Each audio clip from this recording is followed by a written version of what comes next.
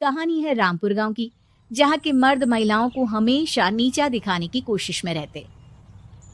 अरे अभी तक खाना नहीं आया, क्या मुझे एक और शादी करने की जरूरत है? नहीं जी नहीं, ऐसा मत करना, वरना मैं कहाँ जाऊंगी। खाना लेकर मैं अभी आई जी। गांव की पंचायत में भी फैसले हमेशा औरतों के खिलाफ ही रहते।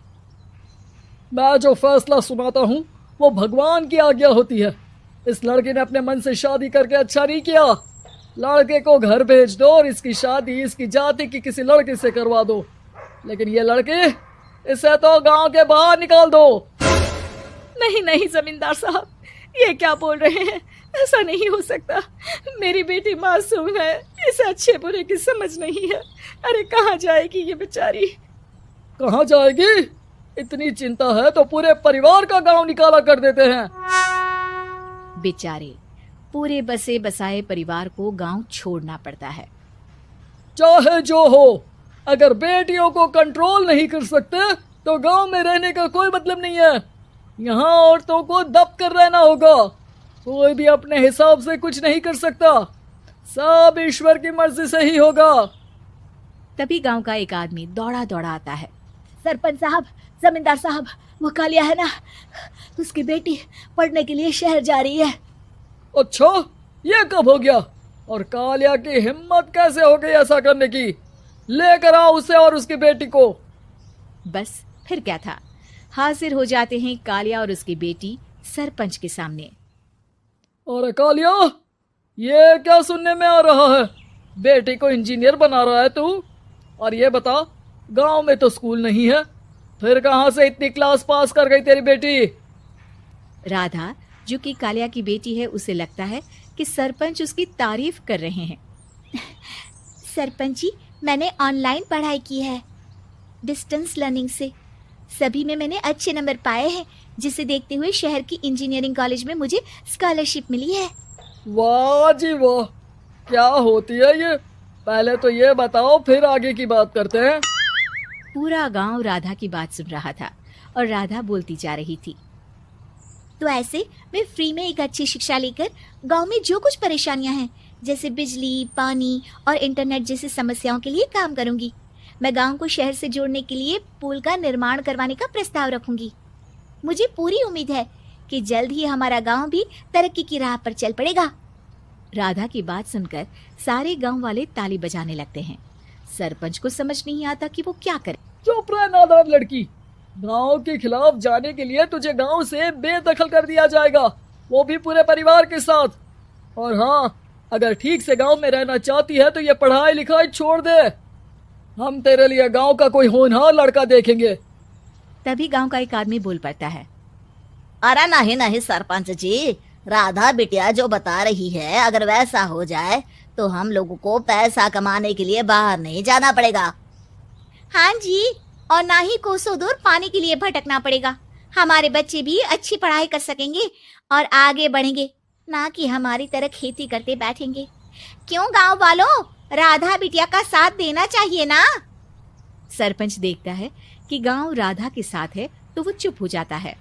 वो घर आकर अपने सलाहकार से बात करता है, जो बहुत ही चालाक किस्म का इंसान होता है। अरे सरपंच साहब, आपको बहुत ही होशियारी से काम लेना पड़ेगा। एक बार गांव तरक्की कर गया, यहाँ के बालक पढ़ लिए तो कोई ना पूछेगा आपको। और फिर ये जो बेटा और बेटी है ना आपके, इनको भी आम लोगों की तरह ही जीवन जीना होगा। हाँ, लेकिन करे तो क्या करे? वो ना आप मुझ पर छोड़ दीजिए, बस मैं जैसा बोलूं करते जाइए। अगले रोज सुबह जब गांव वाले सोकर उठते हैं तो राधा के घर के बाहर और साथ ही वो लोग जिन्होंने राधा का सपोर्ट किया था, उनके घर के आगे लाल रंग से कल आऊंगी लिखा होता है। कल आऊंगी, ये क्या होता है? अरे यह तो खून से लिखा है, लगता है कोई भूत प्रेत या चुड़ैल का साया है। चलो सरपंच जी के पास चलते हैं। सभी सरपंच के पास जाकर उसे सारी बात बताते हैं। अरे ये तो बड़ी मुश्किल की बात है। चलो, मैं एक बाबा को जानता हूँ, उन्हें बुला लेता हूँ। सरपंच बाबा को लेकर गांव के घर के बाहर जाता है। ओहो, तो ये वो चुड़ैल है जो उन लोगों को निशाना बनाते हैं जो गांव को बदलने का सपना देखते हैं।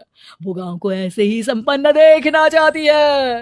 वो नहीं चाहती कि कोई बाहरी यहाँ का कायाकल्प करे। क्या तुम लोगों में से किसी ने गांव को बदलने की सोच रखी है? तभी राधा की माँ रोते रोते आती है। मेरी राधा घर से गायब हो गई है।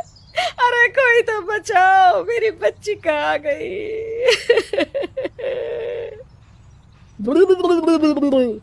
ले गई वो चुड़ैल, तेरी बच्ची को ले गई। अब वो उसे श्रापित करके छोड़ेगी। उस पर चुड़ैल का साया हो जाएगा। तभी बुरी सी हालत में राधा भी वहां आ जाती है। उसके बाल चुड़ैल की तरफ फैले होते हैं और कपड़ों में खून लगा होता है। सभी राधा को देखकर डर जाते हैं। माँ, पता नहीं मुझे कौन उठा कर ले गया था। अरे दूर हो जा चुड़ैल, अब हम लोग इस गांव में नहीं रुकेंगे। अरे कैसी बातें कर रहे हैं आप?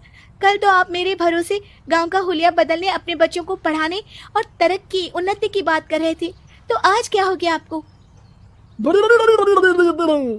ये फिर तुम लोगों को बहकाएगी। ये चुड़ैल गांव में आ चुकी है। ऐसे ही ये तुम्हारे घर के बच्चों को भी ले जाएगी। गांव वाले राधा को गांव से बाहर निकाल देते हैं।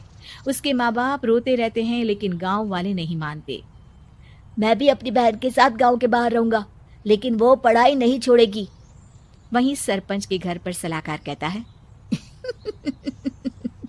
देखा, सांप भी मर गया और लाठी भी नहीं टूटी।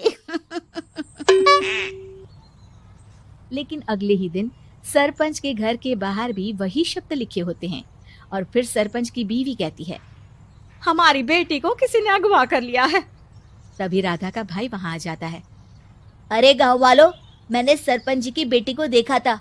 वो चुड़ैल उसे उठाकर ले जा रही थी। अरे क्या मजाक कर रहे हो? नहीं नहीं सरपंच जी, आप नहीं जानते। वो चुड़ैल अब आपकी बेटी में आ जाएगी, जैसे राधा के अंदर आ गई थी। तभी सरपंच की बेटी वैसी ही हालत में वहां आती है जैसे राधा आई थी। पापा, पता नहीं कैसे मैं गायब हो गई थी। चुड़ैल, इसके अंदर भी चुड़ैल का साया है, मारो इसे। अरे नहीं नहीं, इसे भी राधा के पास गांव के बाहर ही भेज दो। अरे चुप रहो, मेरी बेटी कहीं नहीं जाएगी और चुड़ैल वुड़ैल कुछ नहीं होता है। अरे कैसे बात कर रहे हो सरपंच जी? आप तो बोल रहे थे कि आपका फैसला भगवान का ज्ञान होता है, तो अपने पर बात आई तो अब आप ऐसे बोल रहे हैं। अरे ना ना ना, आपको अपनी बेटी को त्यागना ही होगा। अरे बुलाओ बाबा को। राधा का भाई बाबा को ले आता है, जिसे अब गांव वालों के डर के कारण सच बोलना पड़ता है। मैं कोई बाबा नहीं हूँ, मैं तो मोची था। ये सलाहकार महोदय ने मुझे कहा था एक्टिंग करने को। अब वो मुझे पैसे देने वाले हैं। अब मुझे माफ कर दो। गलती हो गई, मुझे माफ कर दो। तभी वहां राधा आ जाती है। देखा सरपंच जी, जब गांव के बच्चे साक्षर होंगे तो आप जैसे लोगों की चालाकी नहीं चलेगी।